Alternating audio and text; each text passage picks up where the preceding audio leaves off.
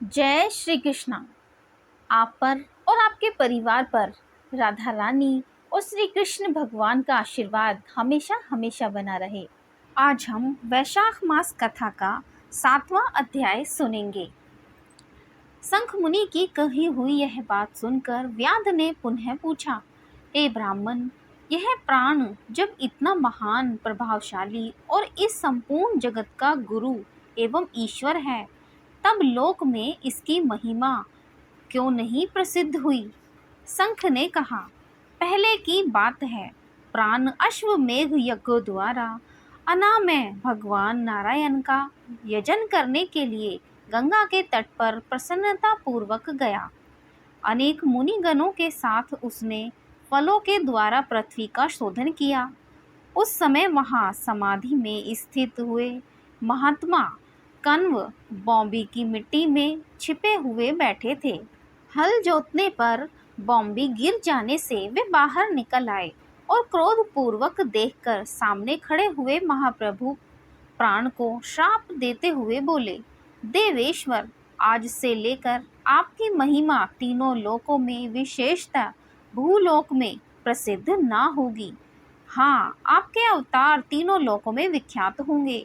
व्याध, तभी से संसार में महाप्रभु प्राण की महिमा प्रसिद्ध नहीं हुई। भूलोक में तो उनकी ख्याति विशेष रूप से प्रसिद्ध नहीं हुई।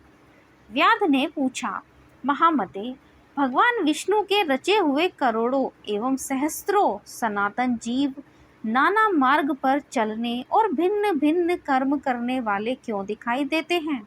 इन सब का एक सा स्वभाव क्यों नहीं है? यह सब विस्तार पूर्वक बतलाइए।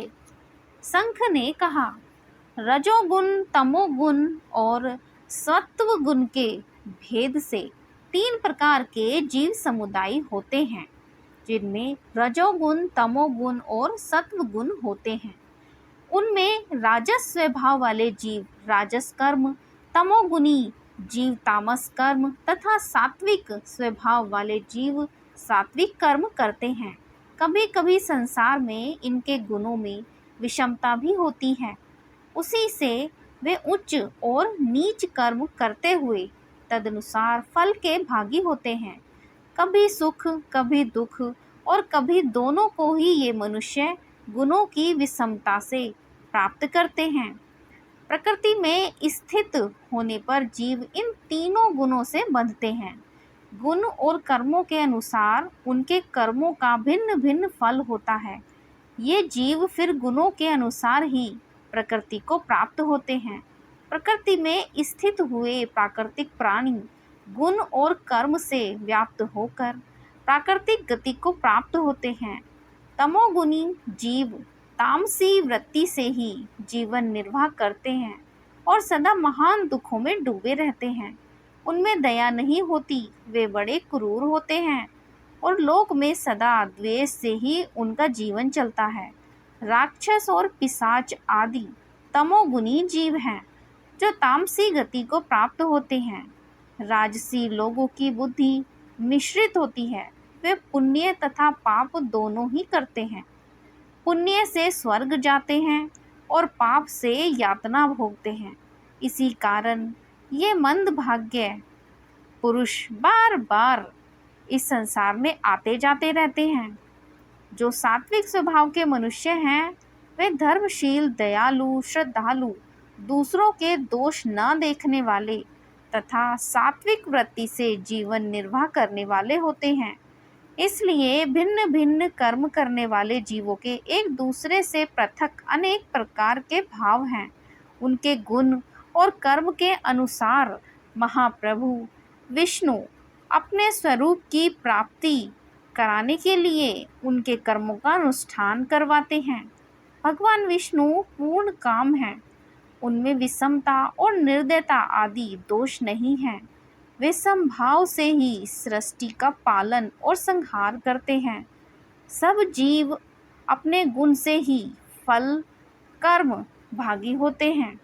जैसे माली बगीचे में लगे हुए सब वृक्षों को समान रूप से सिंचता है और एक ही कुएं के जल से सभी वृक्षों को पालते हैं, तथापि वे पृथक पृथक स्वभाव को प्राप्त होते हैं। बगीचा लगाने वाले में किसी प्रकार विषमता और निर्दयता का दोष नहीं होता। देवादिदेव भगवान विष्णु का एक निमेष ब्रह्मा जी के एक कल्प के समान माना गया है। ब्रह्म कल्प के अंत में देवादिदेव शिरोमणि भगवान विष्णु का उन्मेष होता है, अर्थात वे आंख खोलकर देखते हैं जब तक निमेष रहता है तब तक प्रलय है। निमेष के अंत में भगवान अपने उदर में स्थित संपूर्ण लोकों की सृष्टि करने की इच्छा करते हैं। सृष्टि की इच्छा होने पर भगवान अपने उदर में स्थित हुए अनेक प्रकार के जीव समूहों को देखते हैं। उनकी कुक्षी में रहते हुए भी संपूर्ण जीव उनके ध्यान में स्थिर होते हैं, अर्थात कौन जीव कहाँ किस रूप में है इसकी स्मृति भगवान को सदा बनी रहती है। भगवान विष्णु चतुर्विह स्वरूप हैं। वे उन्मेष काल के प्रथम भाग में ही चतुर्विह रूप में प्रकट हो व्यूगामी वासुदेव रूप से महात्माओं में से किसी को सायुज्य साधक तत्व ज्ञान, किसी को सारूप्य, किसी को सामीप्य और किसी को सालोक्य प्रदान करते हैं। फिर अनिरुद्ध मूर्ति के वश में स्थित हुए संपूर्ण लोगों को वे देखकर उन्हें प्रद्युम्न मूर्ति के वश में देते हैं और सृष्टि करने का संकल्प करते हैं। भगवान श्री हरि ने पूर्ण गुण वाले वासुदेव आदि 4 व्यूह के द्वारा क्रमशः माया, जया, कृति और शांति को स्वयं स्वीकार किया है। उनके संयुक्त चतुर्व्यूहात्मक महाविष्णु ने पूर्ण काम होकर भी भिन्न भिन्न कर्म और वासना वाले लोकों की सृष्टि की है। उन्मेष काल का अंत होने पर भगवान विष्णु पुनः योग माया का आश्रय लेकर व्यूगामी संकर्ण स्वरूप से इस चराचर जगत का संहार करते हैं। इस प्रकार महात्मा विष्णु का यह सब चिंतन करने योग्य कर्म कार्य बतलाया गया है, जो ब्रह्मा आदि योग से संपन्न पुरुषों के लिए भी अचिंत्य एवं दुर्विभाव्य है। व्याध ने पूछा, हे मुनि, भागवत धर्म कौन कौन से हैं और किनके द्वारा भगवान विष्णु प्रसन्न होते हैं? शंख ने कहा, जिससे अंतकरण की शुद्धि होती है, जो साधु पुरुषों का उपकार करने वाला है तथा जिसकी किसी ने भी निंदा नहीं की है, उसे तुम सात्विक धर्म समझो। वेदों और स्मृतियों में बताए हुए धर्म का यदि निष्काम भाव से पालन किया जाए तथा वह लोक से विरुद्ध न हो तो उसे भी सात्विक धर्म जानना चाहिए। वर्ण और आश्रम विभाग के अनुसार जो 4 प्रकार के धर्म हैं, वे सभी नित्य, नैमित्तिक और काम्य भेद से 3 प्रकार के माने गए हैं।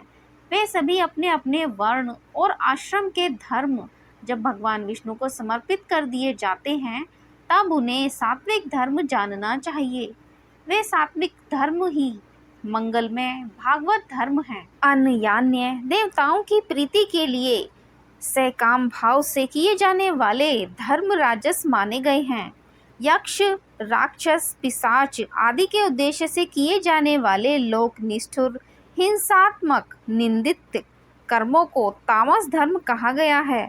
जो सत्व गुण में स्थित हो भगवान विष्णु को प्रसन्न करने वाले शुभ कारक सात्विक धर्मों का सदा निष्काम भाव से अनुष्ठान करते हैं, वे भागवत विष्णु भक्त माने गए हैं। जिनका चित्त सदा भगवान विष्णु में लगा रहता है, जिनकी जीवा पर भगवान का नाम है और जिनके हृदय में भगवान के चरण विराजमान हैं, वे भागवत कहे गए हैं। जो सदाचार परायण, सबका उपकार करने वाले और सदैव ममता से रहित हैं, वे भागवत माने गए हैं। जिनका शास्त्र में, गुरु में और सत्कर्मों में विश्वास है तथा जो सदा भगवान विष्णु के भजन में लगे रहते हैं, उन्हें भागवत कहा गया है। उन भगवत भक्त महात्माओं को जो धर्म नित्य मान्य हैं, जो भगवान विष्णु को प्रिय हैं तथा वेदों और स्मृतियों में जिनका प्रतिपादन किया गया है वे ही सनातन धर्म माने गए हैं। जिनका चित्त विषयों में आसक्त है, उनका सब देशों में घूमना, सब कर्मों को देखना और सब धर्मों को सुनना कुछ भी लाभकारक नहीं है। साधु पुरुषों का मन साधु महात्माओं के दर्शन से पिघल जाता है। निष्काम पुरुषों द्वारा श्रद्धा पूर्वक जिसका सेवन किया जाता है तथा जो भगवान विष्णु को सदा ही प्रिय है, वह भागवत धर्म माना गया है। भगवान विष्णु ने क्षीर सागर में सबके हित की कामना से भगवती लक्ष्मी जी को दही से निकले हुए मक्खन की भांति सब शास्त्रों के सारभूत वैशाख धर्म का उपदेश किया है। जो दम भर रहित होकर वैशाख मास के व्रत का अनुष्ठान करता है, वह सब पापों से रहित होकर सूर्य मंडल को भेद कर भगवान विष्णु के योगी दुर्लभ परम धाम में जाता है। इस प्रकार द्विज श्रेष्ठ शंख के द्वारा भगवान विष्णु के प्रिय वैशाख मास के धर्मों का वर्णन होते समय वह 5 शाखाओं वाला वट वृक्ष तुरंत ही भूमि पर गिर पड़ा। उसके खोखले में एक विकराल अजगर रहता था। वह भी पाप योनि में शरीर को त्याग कर तत्काल दिव्य स्वरूप को मस्तक झुकाए शंख के सामने हाथ जोड़कर खड़ा हो गया। वैशाख मास कथा का 7वां अध्याय यहीं पर ही पूर्ण होता है। कल हम वैशाख मास कथा का 8वां अध्याय सुनेंगे। यह कथा सुनने के लिए आप सभी का धन्यवाद। आप सभी का दिन शुभ हो। आप सभी खुश रहें, स्वस्थ रहें, बहुत ही प्रसन्नचित्त रहें। आप सभी का धन्यवाद।